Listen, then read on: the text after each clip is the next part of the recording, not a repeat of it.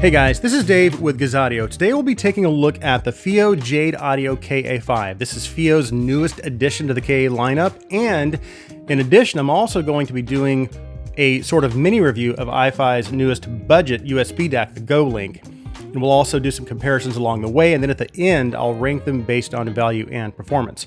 So this is going to be kind of an update or follow-up of sorts to my USB DAC top picks video I did a while back. We'll talk about the Ifi GoLink first. This is everything you get in the box. You get the GoLink itself, a USB Type-C to Type-A, and a Type-C to Lightning adapter. Now, the GoLink comes in at $59, and as you can see, it's quite small, and of the USB DACs that I have with attached cables, it's actually the smallest. The housing is made out of magnesium alloy, so it feels durable and well made. On the inside, we have a Sabre ES9219MQ DAC chip.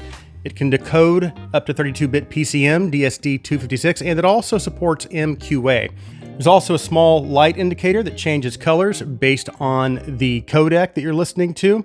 As for outputs and power, it has a single 3.5 millimeter output. It gives you 70 milliwatts into 32 ohms, so it's not a lot of power, but I think the intent behind Ifi's approach with the GoLink was to provide convenience, value, and simply improved sound over your phone, tablet, computer, or laptop. So this is going to be competing directly with some of the other budget attached USB style DACs recent to the market, like the Fiio KA1, the KA2, 7Hz 71, and the Moondrop Dawn. Now, as for the sound of the GoLink, to my ears, it comes across as quite linear and definitely an upgrade from a laptop or a phone. As far as resolution, dynamics, transparency, I would say it's about on par with the KA2 and 7Hz 71. And while it doesn't quite have the power output of the Moondrop Dawn or the KA2, which it does give them an edge over the GoLink when it comes to full-size headphones because they have more power output. But when paired with IEMs, that performance gap narrows quite a bit. And I would say the GoLink is just about on par with the Dawn and the KA2. But again, the Dawn and the KA2 do offer more power output, and they also both have 4.4 balanced outputs. Okay, let's move on to the KA5, then we'll come back to the GoLink towards the end, and then we'll talk about where it stacks up against the competition in terms of performance and value.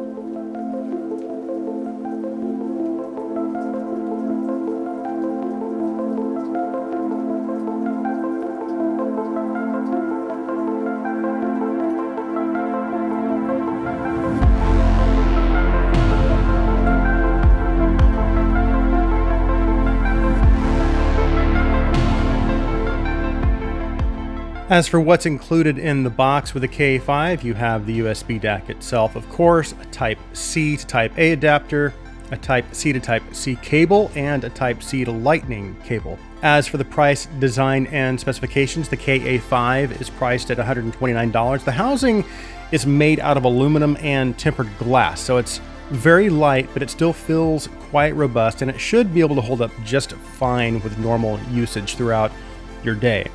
Now, as I mentioned before, the KA5 is the newest USB DAC in the KA lineup, and it features not only some internal upgrades, but also some external upgrades as well over its predecessors. The most notable being the addition of the OLED display, a multifunction volume control, and a play-pause button. You can also use the volume rocker to navigate the menu, and the button also doubles as a selector button as well when you're navigating through the menu. On the inside, we have dual CS43198 DAC chips, which can decode up to 32-bit PCM and DSD256. Those have been paired with dual 8261 amp chips, and those give you 265 milliwatts of power output at 32 ohms out of the 4.4 balanced output, and 122 milliwatts at 32 ohms out of the 3.5 single-ended output. Speaking of which, the 3.5 output also functions as an SPDIF digital output as well, in case you want to add another device in your chain.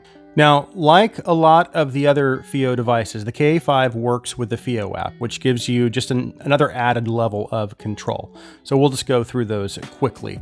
You can turn the SPDIF output on or off. You have hardware mute switch on off, OLED display rotation on off. You can switch between 120 or 60 volume steps. You have gain adjustments, DAC work mode, HID button mode, OLED power off timer, and OLED brightness adjustments. And then in the audio section, you have device volume control, channel balance, and finally you have 4 different filter options, which I did test, and I really didn't notice a significant difference, so I just kept it in NOS, or non-oversampling mode, which disabled the filters, and that's the mode I did the majority of my testing in. So I'll kind of do this the way I have been lately, and as I'm talking about the sound of the KA5, I'll also do some comparisons along the way. And at the end, I'll try to determine where I feel it lands in terms of overall performance and value. And as always, I feel I should preface this by reminding you that every device in your chain is important and will impact your sound performance. However, ultimately, the level of your listening experience will be determined by the performance of your IEMs or headphones. So that being said, as for the sound of the KA5, the overall sound of the KA5 is linear. So there's no part of the frequency spectrum that's more prominent than any other, and it's generally uncolored and transparent.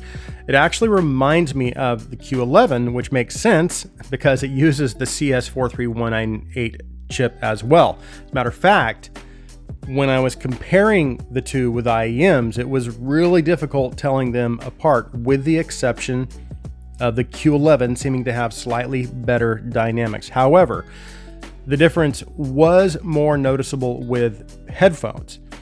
The bass response with the Q11 just seemed to have better dynamics and authority, which is no surprise given it does have higher power output. And I noticed the same thing with the Moon River 2 as well, which also uses the CS4319 chip.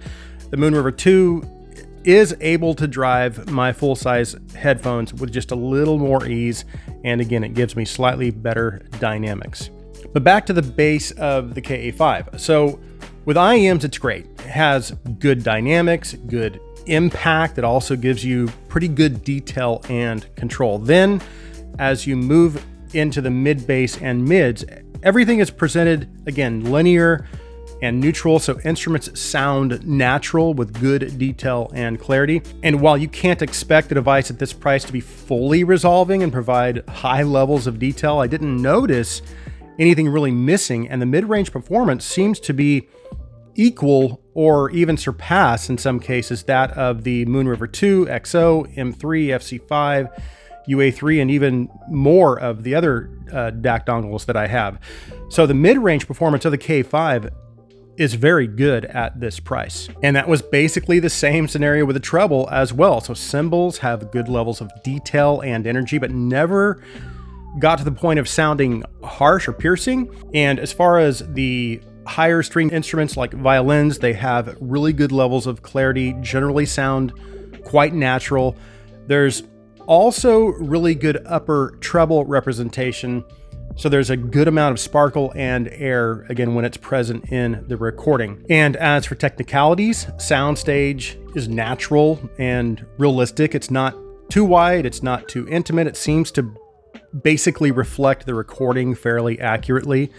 Imaging is also good, layering is good, and about on par what you would expect at this price. So it's about the same as a lot of these other devices. So let's get the GoLink back over here. So where do the KA5 and GoLink land in terms of performance and value when compared to the competition? If you remember, a while back I released a couple of videos and talked about my top picks and chose the Shanling UA3 as my best value USB DAC over $100 because it has very good sound performance, and it also has physical playback and volume controls for around $109.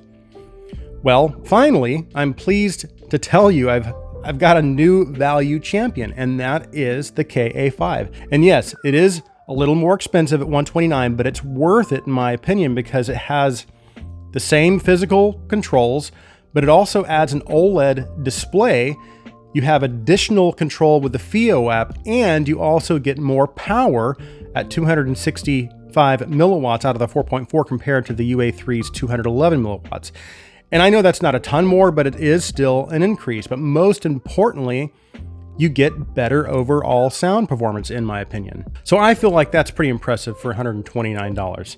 So what about overall sound performance with the KA5? Well, as I mentioned earlier, it's on par with the $189 Moon River 2 using IEMs, although the Moon River 2's increased voltage does give it an edge with full-size headphones. But if you only have IEMs, you can save yourself some money and just get the KA5. And as far as other DACs, in terms of pure sound performance, so resolution, dynamics, transparency, it now slightly edges out my beloved BTR5 2021, FC5, the XO, the M3, the UA3, which means, of course, that puts the KA5 ahead of the KA3, KA2, 7Hz 71, and some others. The only USB DACs it falls behind, again, just in terms of overall performance, is the Channeling UA5 and Fiio BTR7, in my opinion. Now, of course, this is based on DACs that I currently own or have owned. I'm sure there might be others out there that might offer better performance that I haven't heard, but again, all I can do is compare it to what I have heard.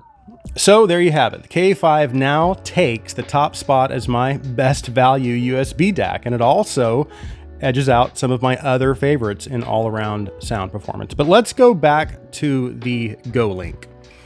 So up until recently, the Moondrop Dawn has kind of held on to the top spot as the best value DAC under $100 for me, because it offers lots of power and a 4.4 balanced output.